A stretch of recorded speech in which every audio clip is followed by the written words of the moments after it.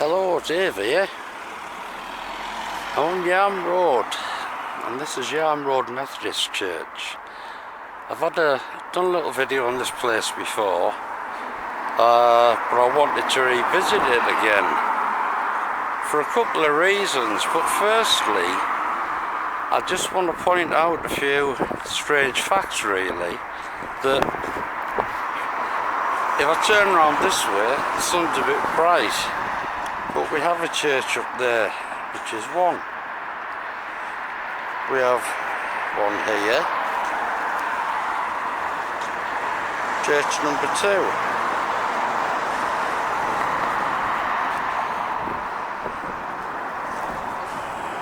Oh.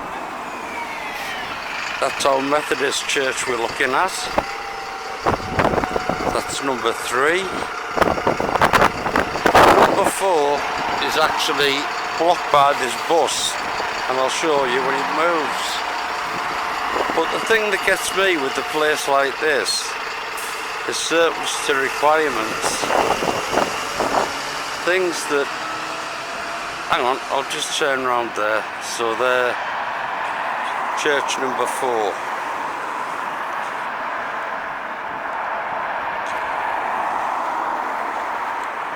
"100 yards behind this church, you have Lightfoot Grove.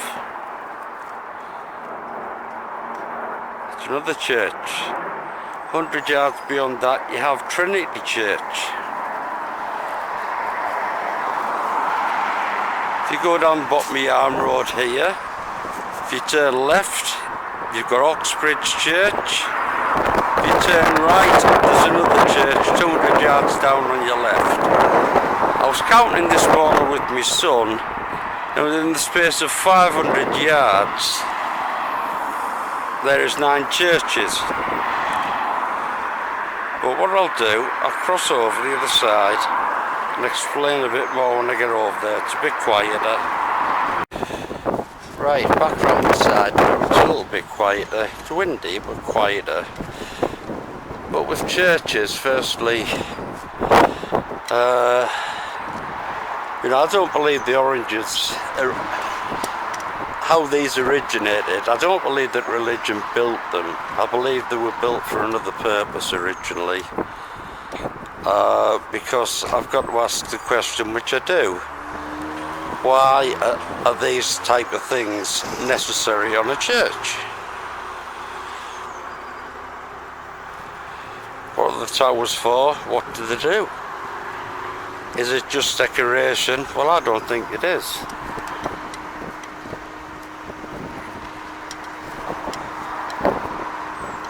Move along to that one, that's just the same. I think it's just for decoration. Or is it? The work I've been doing has been proven that these buildings are not quite what they seem. Like, for example, I don't believe that was with the original build. They've just put a hole in the window at the top. You come down a bit further, these towers. Another thing I can't get over with religious buildings, why the excessive height. That's maybe equivalent to a 2-story building. All that space wasted. All that space wasted, and not only that, the extra expense. I mean, you see, it's almost like a complete floor there. But it's all empty space the other side. The other thing I've just noticed as well, which is something I talk about a lot in my videos, and that's the massive amount of air bricks around these church buildings. I have my theories why, but I need to do a bit more research on that. It is a lovely looking building, but why the excess? Now, you come onto the roof, what are these things here?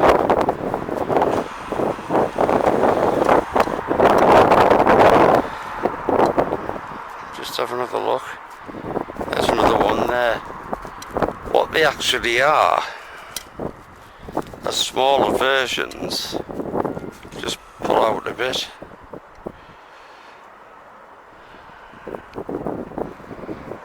They're actually larger versions, sorry, of these things, with its lovely little ball antenna on the top. So why are these needed in churches? You know, they're just simple questions that I ask, but I can never find the answers to. Just have a run down.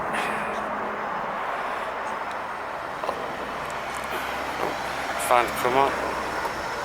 All in all, it's a beautiful building, but why is all the extra space needed? You know, I've had some people tell me, well, it's to do with the music and the acoustics. Well, it's a hell of a lot of extra expense to go to get your building that high, just so it sounds a bit better on a Sunday when people are singing. Doesn't make much sense really, does it? See, these same type of towers you can go and find on Middlesbrough Town Hall. You know, they're not a religious thing by any means. But what I'll do, I'll just switch off a bit. We get around the right, I'm back around the front, it's blowing a gale. Just give you another quick look at that tower.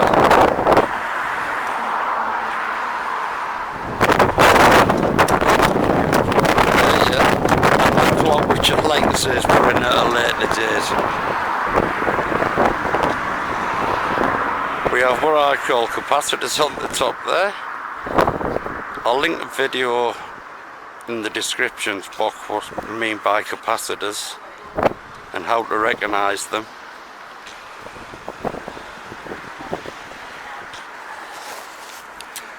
Right, it's just a shame this place isn't open. It really is. I think if I remember rightly, we can't get much further around here. But it's just that to have a think about. You can, people in Stockton go away, it's easy enough to have a quick check.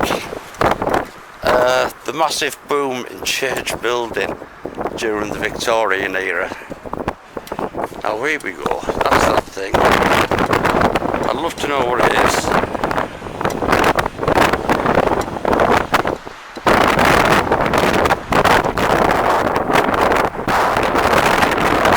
Because there's another little capacitor on the top there.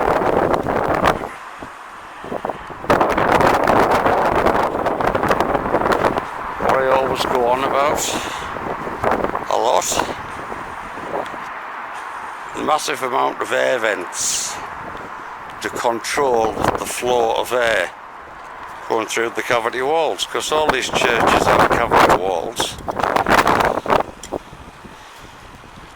or church buildings I should say.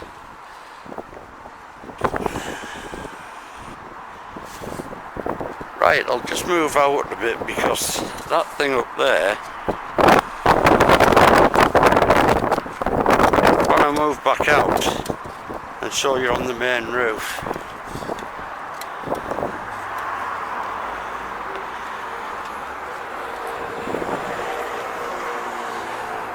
just get over the other side here, away from the cars.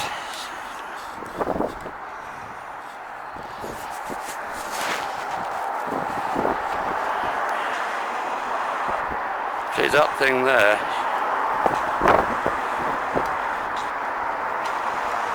There was a bigger one on there, and also a bigger one on there.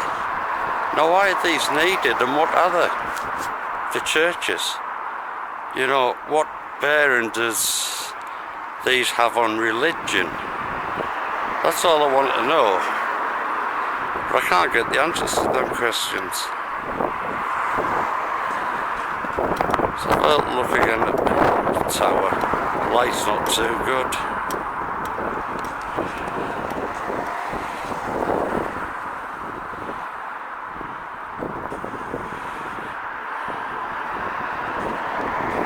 antennas on the top disguised as weather vanes.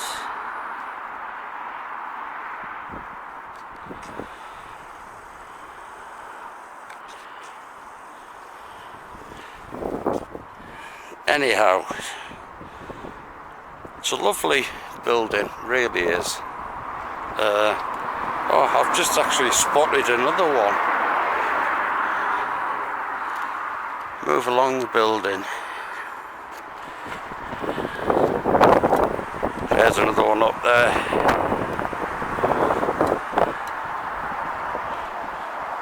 So anyone can tell me what they are and how they fit in with religion, I'd be, you know, very grateful. Like I say, the 11 churches, and I think 9 of them were built in the 25 years. Well, the Victorian period when these were built, you're talking about picks and shovels, horses and carts. That was the mode of transport. You know?